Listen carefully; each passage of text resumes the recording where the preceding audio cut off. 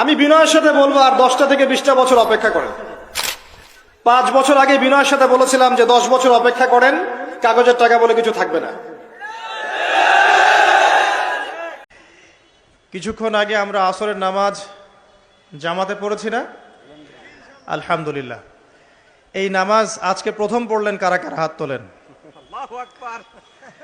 আজকে প্রিয় দর্শকবৃন্দ, আসসালামু আলাইকুম। আপনাদের সবাইকে জানাই আন্তরিক শুভেচ্ছা ও স্বাগতম। আমরা সবাই জানি ইসলাম একটি পূর্ণাঙ্গ জীবন ব্যবস্থা। এই দিন আমাদের শিখিয়েছে কিভাবে চলতে হবে, কিভাবে কথা বলতে হবে, কিভাবে মানুষকে ভালোবাসতে হবে এবং কিভাবে আল্লাহর সন্তুষ্টি অর্জন করতে হবে। আজকের এই আলোচনার মাধ্যমে আমরা চেষ্টা করব কোরআন ও হাদিসের আলো থেকে কিছু শিক্ষা নেওয়ার, আমাদের ভুলগুলো সংশোধন করার এবং সত্যিকার অর্থে মুসলমান হিসেবে নিজেদের গড়ে তোলার। তাই অনুরোধ রইল, মনোযোগ দিয়ে শুনবেন, চিন্তা করবেন, আর যা শিখবেন তা নিজের জীবনে এবং পরিবারের জীবনে বাস্তবায়ন করবেন। চলুন শুরু করি আজকের আলোচনা। বছরের সমান কত বছর ভাই? 50,000 বছরের সমান একদিন, কিয়ামতের দিন। কিয়ামতের দিনের কি দরকার ছিল? কি মনে হয় আপনাদের? কিয়ামতের দিনের কি দরকার ছিল?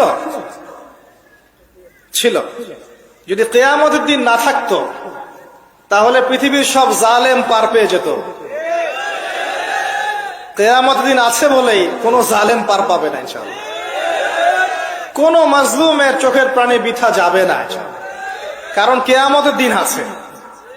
এটা হচ্ছে মাজলুমের আশার দিন আর জালেমের জন্য হতাশার দিন। কিয়ামতের দিন না থাকতো তাহলে সমস্ত খুনি, ব্যভিচারী, ধর্ষণকারী, জালেম, ফাসেক, আল্লাহদ্রোহী সবাই পার পেয়ে যেত না? আল্লাহ পাক পার দিবেন না বলেই কিয়ামতের দিন রেখেছেন। ছোটবেলায় আমরাও মনে করতাম যে মানুষের জন্ম নিয়েছে, কি ভুলটা করলাম, হিসেব নিকেশ, জান্নাত জাহান্নাম, কত সমস্যা। যত দিন যাচ্ছে বুঝতে পারছি যে ভাগ্যিস কিয়ামতের দিন বলে একটা দিন আছে, না হলে জালেমের এই জুলুমের কোনো বদলা হতো না আর মাজলুম তার অধিকার ফিরে পেত না।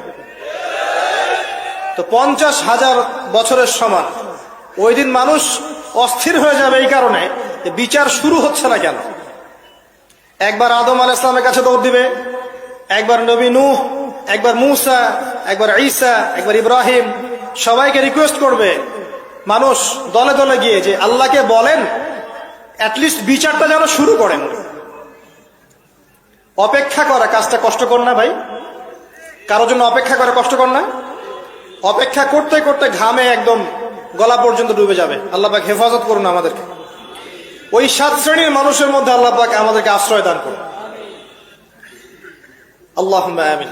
এরপরে যেটা বলছিলাম যে এই 50,000 বছরের সমান দিনে একজন ব্যক্তি আপনার আমার জন্য সুপারিশ করবে, তার নাম কি?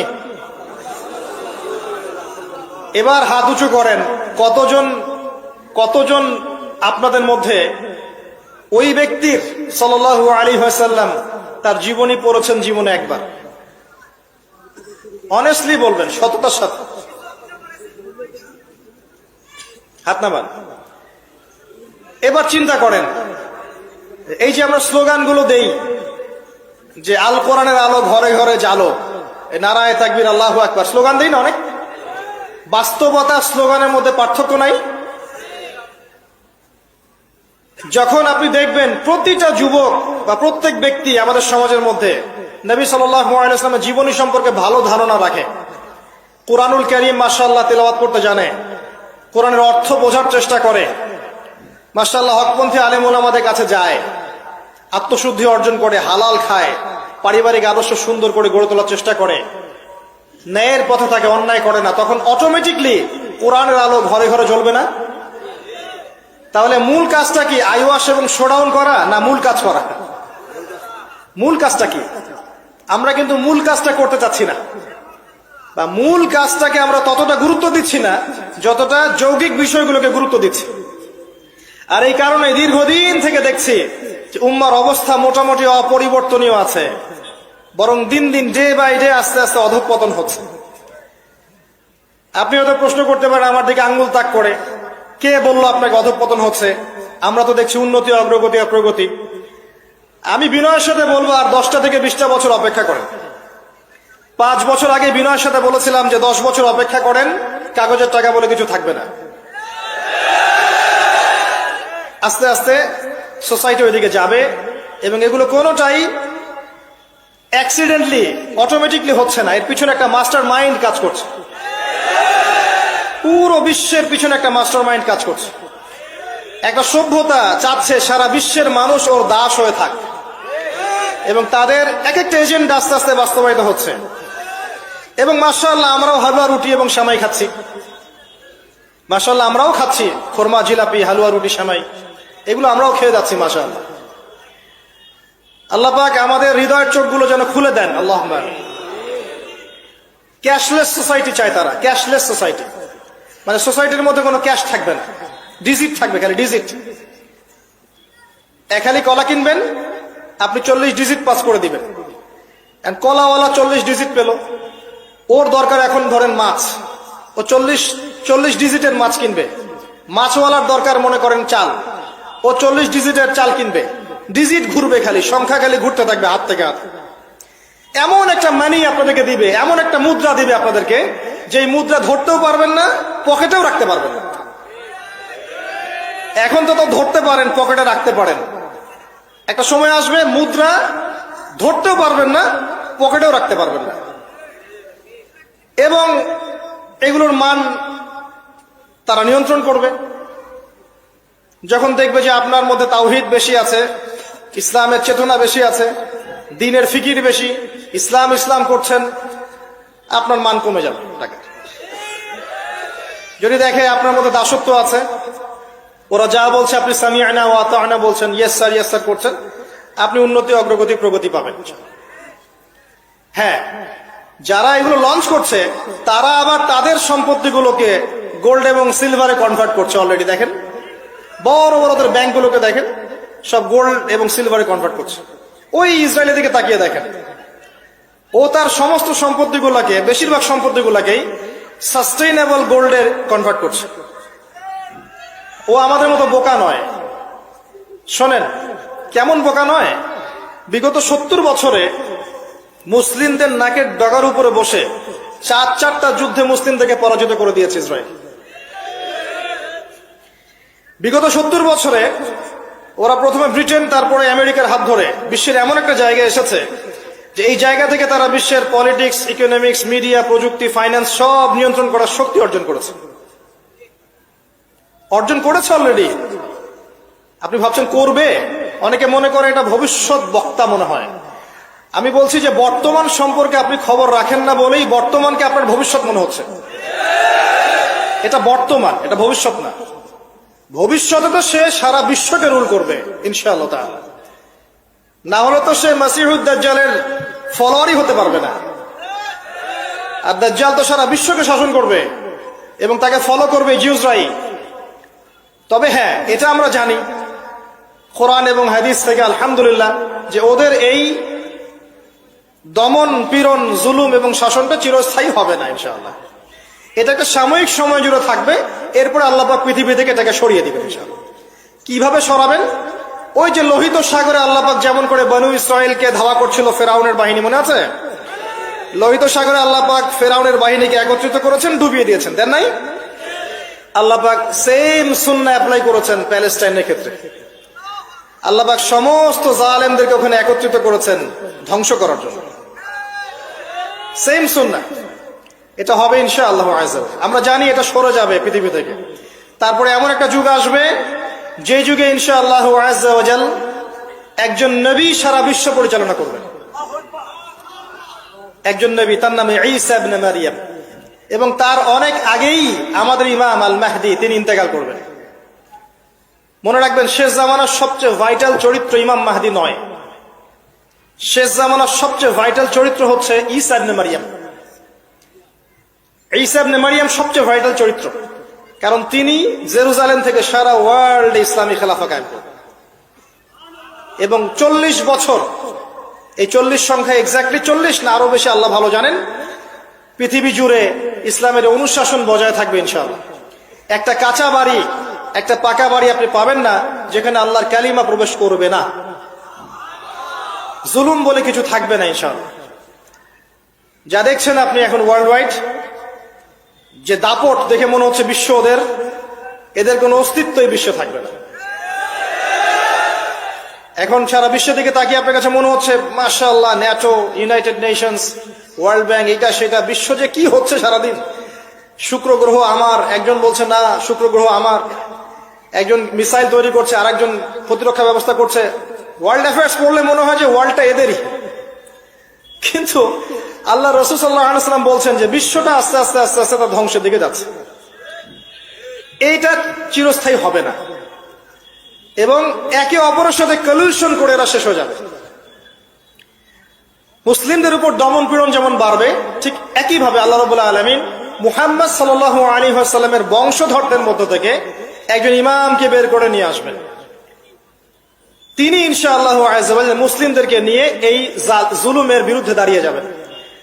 পরে যখন মাসিহুদ দাজ্জাল বের হবে, তাকে তিনি হত্যা করতে পারবেন না, কারণ তাকে এত বেশি ক্ষমতা দেওয়া হবে যে মুসলিমরা তার সাথে পেরে উঠবে না। তখন আল্লাহ পাক ঈসা ইবনে মারইয়ামকে পাঠাবেন, সবচেয়ে ভাইটাল ক্যারেক্টার, এবং তিনি এই প্যালেস্টাইনের বাবে লুদ নামক জায়গায় মাসিহুদ দাজ্জালকে হত্যা করবেন ইনশাআল্লাহ আযজা ওয়া জাল্লা। আমাদেরকে বিশ্ব নেতারা এখন বোঝায় যে বিশ্বের শেষ নাই, এই পৃথিবী জয় করার পর আমরা মঙ্গলে গিয়ে থাকবো, তারপর শুক্রে, তারপর শনিতে, তারপর বৃহস্পতিতে, তাই না? মাইন্ডসেটটা এমন তৈরি করেছে না? কিন্তু বাস্তবতা হচ্ছে এই মহাবিশ্বই ধ্বংস হয়ে যাবে। এই পৃথিবী তো ধ্বংস হবেই, মহাবিশ্ব ধ্বংস হয়ে যাবে। তবে পৃথিবী ধ্বংসের আগে আল্লাহ পাক ঈসা ইবনে মারইয়ামের হাতে সারা বিশ্বে ইসলামী খেলাফা কায়েম করবেন ইনশাআল্লাহ। মাঝখানে একটা সময় আপনাকে পার করতে হবে। কত বছর? ননসেন্স প্রশ্ন, যে ভাই কত বছর, 100, 200, 500, আল্লাহ ভালো জানেন, আমরা জানি না, এবং জানার কথাও না। কেউ যদি বলে এত সাল, সে নিশ্চিত কাযযাব, একজন মিথ্যাবাদী, এবং এটা একটা অহেতুক কথা। এত সাল, এত বছর পর, এটা আমরা বলতে পারবো না। কিন্তু এতটুকু বলতে পারবো যে পৃথিবী চিরদিন এভাবে থাকবে না। ওয়ার্ল্ডে এখন যা দেখছেন এগুলো চিরস্থায়ী হবে না। আস্তে আস্তে আস্তে আস্তে রাত যত গভীর হবে, ভোর তত কাছাকাছি আসবে, এবং এই পুরো বৈশ্বিক জুলুম, ফাসাদ, আপনার জেনা, আপনার পর্নোগ্রাফি, আপনার মাদক, সুদ, জুলুম, অত্যাচারের মধ্যেও দেখবেন প্রত্যেকটা জায়গায় জায়গায় আল্লাহ পাক কিছু না কিছু আল্লাহর বান্দাকে রেখে দিবেন। এবং আমার বিশ্বাস তাদের বেশিরভাগই হবে যুবক শ্রেণী। এটা আমার মত, আল্লাহ ভালো জানেন, আমার মনে হয় যে বেশিরভাগই হবেন যুব সমাজ। এবং আমার কাছে একটা দলিল আছে কেন মনে হয়, কারণ আসহাবুল কাহফ যারা ছিলেন তারা যুবক ছিলেন। প্রত্যেক যুগে যুগে আসহাবুল কাহফ থাকবেন ইনশাআল্লাহ তাআলা। তাদের হাতেই আল্লাহ পাক ইনশাআল্লাহ তাআলা এই দিনটাকে আমানত হিসেবে রাখবেন। উলামায়ে কেরাম তাদেরকে এগিয়ে নিয়ে যাবে। আস্তে আস্তে দেখবেন পরবর্তী জেনারেশনের পতাকা তারা বহন করবে ইনশাআল্লাহ। এখন যে কথাগুলো বলতে এতগুলো কথা বললাম, যে যখন আল্লাহ পাক মহাবিশ্ব সৃষ্টি করেছেন 6 দিনে, তখন মানুষের কোনো অস্তিত্ব ছিল না। ছিল? কোনো অস্তিত্ব ছিল না, মানুষের অস্তিত্বই ছিল না। সূরা দাহর পড়েন 1 নম্বর আয়াত, আল্লাহ পাক বলছেন হাল আতা আলাল ইনসান হিনুম মিনাদ দাহরি লাম ইয়াকুন শাইআন মাযকুরা। মানুষের উপর একটা সময় চলে গেছে যখন মানুষ কোনো আলোচ্য বিষয় ছিল না। এখন সারা ওয়ার্ল্ডের দিকে তাকালে মনে হয় যে মানুষই সবকিছু, তাই না? অথচ মানুষের বাইরে যে একটা জাতি আছে, জিন জাতি, এটাকে বিশ্বাসই করে না মানুষ। মানুষের আশপাশে ঘুরছে ফেরেশতারা, মানুষ বিশ্বাসই করে না। আল্লাহ পাক আছেন আরশে আজিমে, তার উপরে, মানুষ বিশ্বাসই করে না যে আল্লাহ বলে কেউ আছে। মানুষ মনে করে বিগ ব্যাং থেকে সব সৃষ্টি হয়েছে। হ্যাঁ, অনেক মানুষ মনে করে যে আল্লাহ বলতে কেউ নাই, সবকিছু বিগ ব্যাং থেকে সৃষ্টি হয়েছে। অথচ আল্লাহ পাক কোরআনে বলেছেন আওয়ালাম ইয়ারাল্লাযীনা কাফারু, সূরা আম্বিয়া 30 নম্বর আয়াত, আন্নাস সামাওয়াতি ওয়াল আরদু কানাতা রাতকান ফাফাতাকনাহুমা। কাফেররা কি লক্ষ্য করে দেখে না এই মহাবিশ্ব এবং পৃথিবী একটা বিন্দুর মধ্যে ছিল, আমি এটাকে পৃথক করে দিয়েছি, পার্থক্য করে দিয়েছি। ওয়াজআলনা মিনাল মাই কুল্লা শাইইন হাই, প্রত্যেক জীবন্ত প্রাণীকে সৃষ্টি করেছি পানি দ্বারা। আফালা ইউমিনুন, এরপরেও কি তারা বিশ্বাস করবে না? যারা সায়েন্সের ছাত্র, নিউক্লিয়াস সম্পর্কে পড়ে দেখেন, সাইটোপ্লাজম সম্পর্কে পড়ে দেখেন, ওখানে কতটুকু পানি আছে, কত অংশ পানি আছে। আল কোরআন বৈজ্ঞানিক, সম্পূর্ণ বৈজ্ঞানিক, কিন্তু বিজ্ঞান কোরআনিক হতেই হবে জরুরি না। বিজ্ঞানের কোনটা সত্য কোনটা মিথ্যা এটা কোরআন দিয়ে মানদণ্ড হিসেবে যাচাই করা যাবে। কোরআনের কোনটা সত্য কোনটা মিথ্যা এটা বিজ্ঞান দিয়ে যাচাই করা যাবে না। আল্লাহ পাক সৃষ্টি করেছেন, এরপরে মানুষকে সৃষ্টি করে একা ছেড়ে দেননি। আল্লাহ পাক প্রথমে নাম শিখিয়েছেন, সমস্ত জ্ঞান শিখিয়েছেন কাকে? আদম আলাইহিস সালামকে। ওয়াল্লামা আদম আল আসমা কুল্লাহা, মহাবিশ্বের সমস্ত নাম আমি আদমকে শিখিয়েছি। সুবহানাল্লাহ। আমাদের পিতা আদম আলাইহিস সালামের ডিএনএ এর মধ্যে জ্ঞান ছিল, সমস্ত জ্ঞান ছিল যা আল্লাহ পাক শিখিয়েছেন। বাই ডিএনএ আমাদের মধ্যে জ্ঞানগুলো এসেছে, এমনি এমনি আসেনি। মানুষ একটা বুদ্ধিবৃত্তিক প্রাণী না? অটোমেটিকলি কি মানুষ জ্ঞান শিখে ফেলেছে? আল্লাহ এই জ্ঞান আদম আলাইহিস সালামকে শিখিয়েছেন, তার বংশধরদের মধ্যে জ্ঞান ছড়িয়ে পড়েছে। এরপর আল্লাহ পাক জান্নাতে রেখেছেন, শর্ত দিয়েছেন কি? ওয়ালা তাকরাবু ওয়ালা তাকরাবা হাযিহিশ শাজারা, তোমরা দুজন এই গাছের কাছে যাবে না। পরীক্ষা, গাছটার নাম কি? এটা হচ্ছে ওই প্রশ্নের মতো ঈসা আলাইহিস সালাম কবে আসবেন। গাছটার নাম কি? এটা ওই প্রশ্নের মতো যে দাজ্জালের আসল নাম কি হবে, ইমাম মাহদী কত সালে আসবেন। এগুলো ওই প্রশ্নের মতো যে ওই গাছটার নাম কি ছিল। প্রয়োজন নাই গাছের নামের আমার। গাছটা ছিল একটা টেস্ট, পরীক্ষা। গাছের কাছেও যেও না। চলে গেলেন, কার প্ররোচনা চলে গেলেন? ইবলিস। তার নাম কি? ইবলিস। আচ্ছা, ইবলিস আমল করতো না? ইবলিস ফেরেশতাদের সর্দার ছিল না? কি কারণে আল্লাহ পাক তাকে বহিষ্কার করলেন? অহংকার, রাইট। আবা ওয়াস্তাকবারা, সিজদা করি নাই। খলাকতানি মিন নার ওয়া খলাকতাহু মিন তিন, আমাকে সৃষ্টি করেছেন কি দিয়ে? আগুন। তাকে সৃষ্টি করেছেন মাটি। এটাকে বলে আত্ম অহংকার, ইগো। মনে রাখবেন, আপনার যত বড় সার্টিফিকেট থাকুক, কেমব্রিজ থেকে, অক্সফোর্ড থেকে, হার্ভার্ড থেকে বা দারুল উলুম থেকেই, যদি আপনার কাছে অনেক বড় বড় সার্টিফিকেট থাকে কিন্তু মনের মধ্যে অহংকার থাকে, আপনার মনের মধ্যে নূর আসবে না। যদি আসতো তাহলে ইবলিসের মনে আসতো। তার জ্ঞানের কোনো কমতি ছিল না। ওয়াস্তাকবার, সে অহংকার করেছে। আর অহংকার কাকে বলে? বাতারুন নাস বাতারুল হক ওয়া গামতুন নাস, সত্যকে প্রত্যাখ্যান করা এবং অন্যদেরকে ছোট করা, আন্ডার এস্টিমেট করা। আর আমাদের সংস্কৃতি এখন হচ্ছে অন্যকে আন্ডার এস্টিমেট করা। আমাদের চরিত্রই হয়ে গেছে এমন, গীবত, তোহমত, অপবাদ, সমালোচনা, কাদা ছড়াছড়ি, চুল ছেঁড়াছেড়ি, এগুলোই সংস্কৃতি। যতক্ষণ আমরা এই কাজগুলো করতে থাকি ততক্ষণ ওই যে ইসরায়েল, সে আরো 10টা মিসাইল বানিয়ে ফেলে। এই জন্যই বলি যে আমরা মাঝে মাঝে জিলাপি খাই, খোরমা খাই, আর তারা তাদের কাজের দিকে এগিয়ে যায়। প্রথম থেকে হালুয়া রুটি বলেছিলাম, অনেকে রাগ হয়েছিল, ওই জন্য হালুয়া রুটি শব্দটা বলি না, আর বলি জিলাপি আর খোরমা খাই। এখন অনেকে রাগ হয় না। তো বাস্তবতা এমন ভাই, শোনেন, এই জায়গায় 1 মিনিট সময় দেন। একটা সময় ছিল, এই জায়গাটা খুব ভালো করে শোনেন। একটা সময় ছিল, আবু বকর সিদ্দিক রাদিয়াল্লাহু আনহুর যুগ, উমর ইবনুল খাত্তাব, উসমান বিন আফফান, আলী ইবনে আবি তালেব, উমাইয়া খেলাফত, আব্বাসীয় খেলাফত, ফাতেমি, মামলুক, কর্ডোভা, উসমানীয়, এই যে খেলাফত ছিল।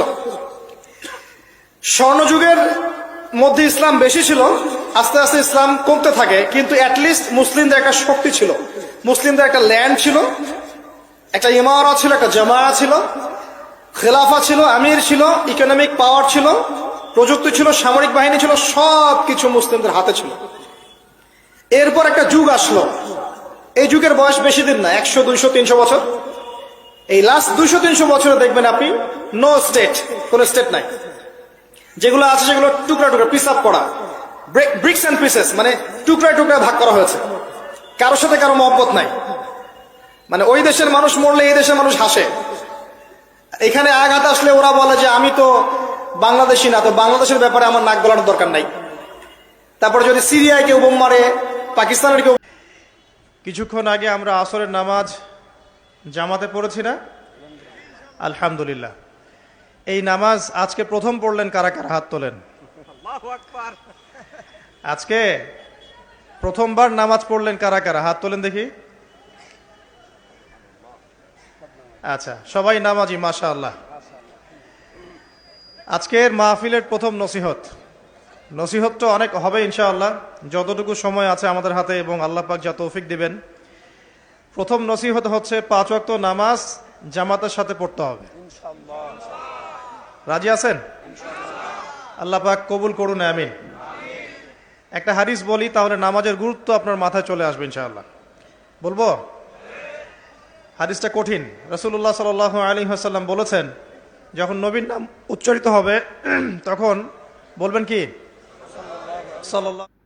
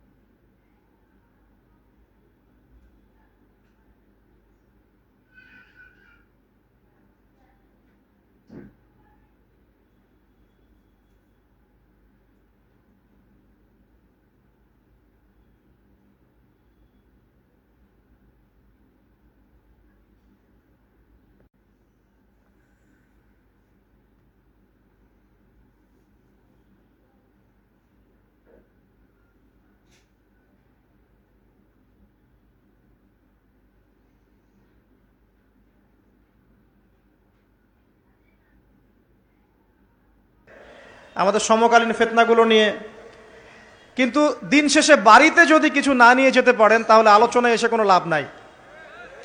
এই ছবি তোলাতুলি, ভিডিও করা, হ্যাঁ, স্লোগান দেয়া, আইওয়া শোডাউন করার মধ্যে কোনো ফায়দা নাই।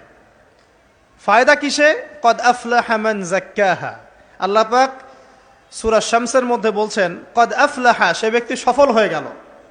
সে ব্যক্তি সফল হয়ে গেল মানে সে জান্নাতে চলে যাবে ইনশাআল্লাহ। কে? মান যাক্কাহা, যে ব্যক্তি তার নফসটাকে, তার এই যে কলব, এটাকে পরিশুদ্ধ করতে পেরেছে, সে ব্যক্তি সফল হয়ে গেল।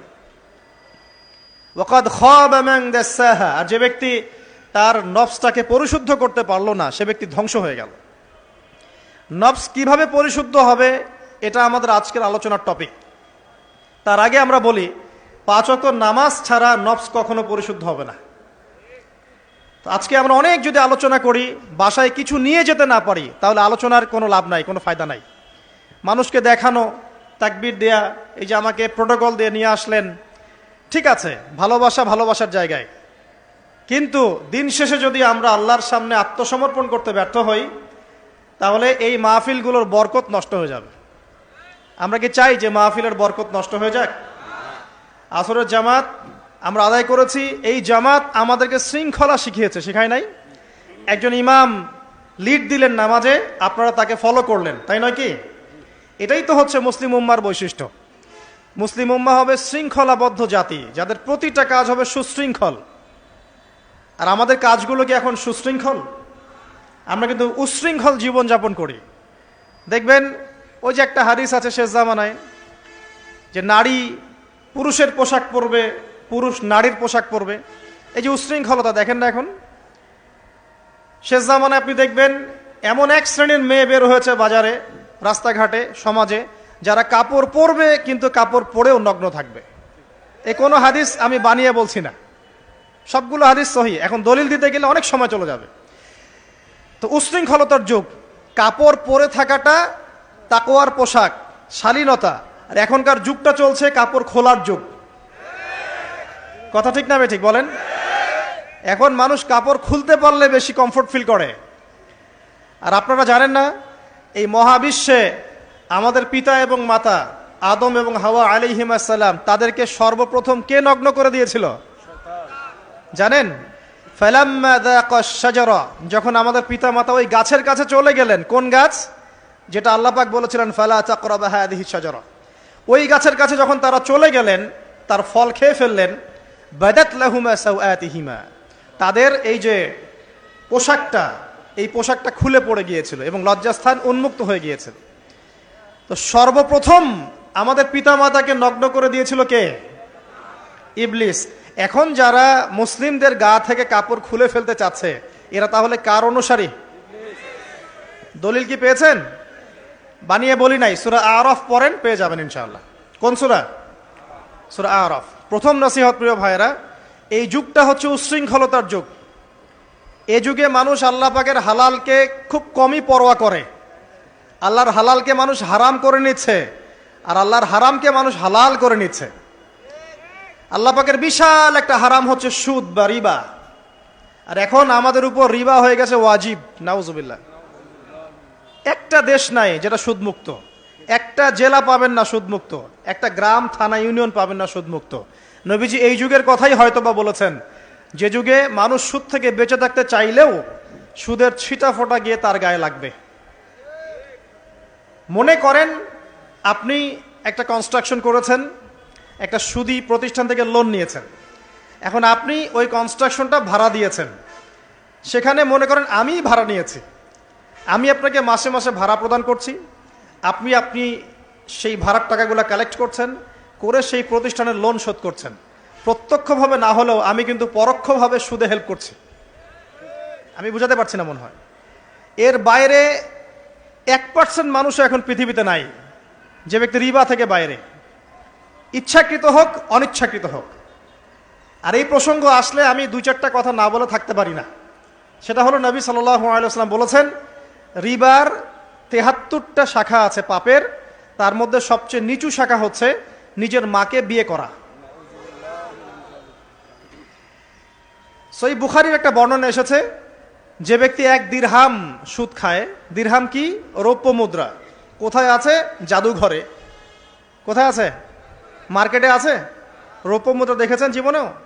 স্বর্ণ মুদ্রা দেখেছেন? কোরআনে আছে, হাদিসে আছে, মার্কেটে নাই। কেন মার্কেটে নাই? কারণ পশ্চিমারা স্বর্ণ এবং রৌপ্য মুদ্রাকে হারাম করে দিয়েছে। পশ্চিমারা স্বর্ণ এবং রৌপ্য মুদ্রার ডিলিংসটাকে মার্কেট থেকে উঠিয়ে দিয়েছে। এই জন্য আপনি মার্কেটে গোল্ড কয়েন এবং সিলভার দিরহাম পাবেন না। কিন্তু আল্লাহর রাসূল সাল্লাল্লাহু আলাইহি ওয়াসাল্লামের যুগে এটা ছিল। এখন অনেক মানুষ দেখবেন বেদাত নিয়ে কথা বলে একদম ফেনা বের করে ফেলছে। অর্থনৈতিক সেকশনের বেদাত চোখে পড়ে নাই। এখন বলতে পারে এটা তো দুনিয়াবি বিষয়। বাস্তবিক অর্থে এটা দুনিয়াবি বিষয় নয়। কারণ এই পেপার মানির মধ্য দিয়ে, ইলেকট্রনিক মানির মধ্য দিয়ে আপনার সম্পদকে সিজ করে চুষে খাওয়া হচ্ছে, আপনি বুঝতে পারছেন না। এখন প্রতারণা করা কি জায়েজ না জায়েজ? শোয়েব আলাইহিস ইসলামের নাম শুনেছেন? একটা কম ছিল মাদিয়ানে, শোয়েব আলাইহিস ইসলামের কম। এই কম সম্পর্কে আল্লাহ পাক যখনই কথা বলেছেন তখনই তাদের একটা দোষ উল্লেখ করেছেন। সেটা কি? সেটা হচ্ছে যে তোমরা অন্যায়ভাবে মানুষের সম্পদ আত্মসাৎ করো না। তোমরা অন্যায়ভাবে মানুষের সম্পদ আত্মসাৎ করো না। এই কাজটা করতো শোয়েব আলাইহিস ইসলামের কম, এবং তারা মাপে কম দিত, জনগণের অর্থ সম্পদ লুটে পুটে খেত। আল্লাহ রাব্বুল আলামিন তাদেরকে ভূমিকম্প দিয়ে ধ্বংস করে দিয়েছে। এখন এই পুরো মনিটরি সিস্টেম যেটা চলছে, এর মধ্য দিয়ে গরিব যে দেশগুলো আছে, স্বল্প উন্নত দেশ বা মধ্যম পর্যায়ের দেশ বা আরও নিম্ন পর্যায়ের অর্থনৈতিক সেকশনে, তাদের রক্তগুলো চুষে চুষে খেয়ে একটা সভ্যতা আজকে বিশাল বিশাল অট্টালিকা নির্মাণ করেছে। এই যে অন্যের রক্ত চুষে নিজে বড়লোক হওয়া, এটা কি হালাল না হারাম? এ কারণেই এই মনিটরি সিস্টেমের মধ্যে হারাম আছে। এই যুগটা সেই যুগ যেখানে মানুষ আল্লাহর হারামকে হালাল করে নিয়েছে আর হালালকে হারাম করে নিচ্ছে। রিবা একটা টাটকা হারাম, আমরা এটাকে হালাল করে ফেলেছি। এখন এই হাদিসগুলো শুনলে আমাদের গায়ের মধ্যে দাগও কাটে না, অন্তরটা কেঁপে ওঠে না, আমাদের কলবে কোনো নড়া দেয় না। নবী সাল্লাল্লাহু আলাইহি ওয়াসাল্লাম বলছেন, 1 দিরহাম যে ব্যক্তি সুদ খেয়েছে সে যেন 36 বার জেনা করেছে। কতবার? আমি হাদিসটা বানিয়ে বললাম কি বললাম না, আপনারা আলেমদেরকে জিজ্ঞাসা করবেন, বাসায় গিয়ে অবশ্যই জিজ্ঞাসা করবেন। যদি দেখেন হাদিস ঠিক আছে, সহি, তাহলে আল্লাহর ওয়াস্তে এখন যেমন তওবা করলেন আমি 5 ওয়াক্ত নামাজ ছাড়বো না, ঠিক আমার সাথে আবার তওবা করেন যে সারা জীবন সুদ খাবো না ইনশাআল্লাহ। নবী সাল্লাল্লাহু আলাইহি ওয়াসাল্লাম 4 শ্রেণীর মানুষকে অভিশাপ করেছেন। 1 শ্রেণী যে সুদ খায়, 2 নাম্বার যে দেয়, 3 নাম্বার যে সাক্ষী থাকে, 4 নাম্বার যে লিখে রাখে।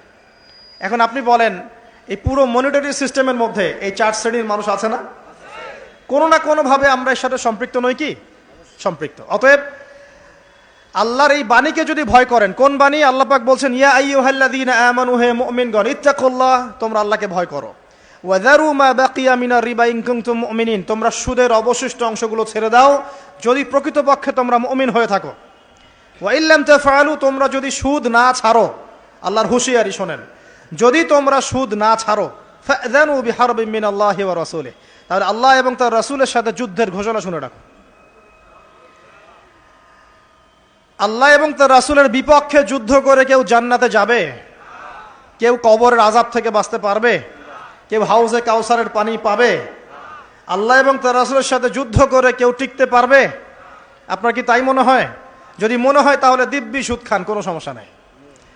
আর যদি মনে হয় যে আল্লাহ এবং তার রাসূলের সাথে যুদ্ধ করে আমি পার পাবো না, আল্লাহ এবং তার রাসূলের বিরুদ্ধাচারণ করে আমার কবর টিকবে না, কারণ আমি একটা কথা বারবার বলি আপনাদেরকে যে আল্লাহ ছাড়া আমাদের আপন বলতে কেউ আছে? একাই এসেছেন পৃথিবীতে, একাই যেতে হবে। আপনার খ্যাতি, আপনার অর্থনৈতিক খ্যাতি, অর্থের প্রতিপত্তি, আপনার ক্ষমতার দাপট, আপনার ধর্মীয় দাপট, কোনো কিছুই, ফ্যান ফলোয়ার্স, কেউ আপনার সাথে কবরে যাবে না। মনে করেন আমি আসছি, আপনারা সবাই স্লোগান দিচ্ছেন, কথার কথা, আপনারা আমাকে ভালোবাসেন, বা একজন পলিটিশিয়ান আসছে, আপনারা সবাই স্লোগান দিচ্ছেন, ভালোবাসেন তাকে। দিন শেষে ওই পলিটিশিয়ান একাই কবরে যাবে, দিন শেষে আপনিও একাই কবরে যাবেন, আমিও একাই কবরে যাব। আলটিমেটলি কি হলো? দুনিয়া এবং আখেরাতে আল্লাহ ছাড়া প্রকৃত বন্ধু আমাদের কেউ নাই, প্রকৃত মওলা কেউ নাই। সেই আল্লাহ এবং তার রাসূলের বিরুদ্ধাচারণ করে কেউ তার সাথে যুদ্ধ করে কবরে পার পাবে, এমনটা ভাবা বোকামি নয় কি? আল্লাহ পাক আমাদেরকে বোঝার তৌফিক দান করুন।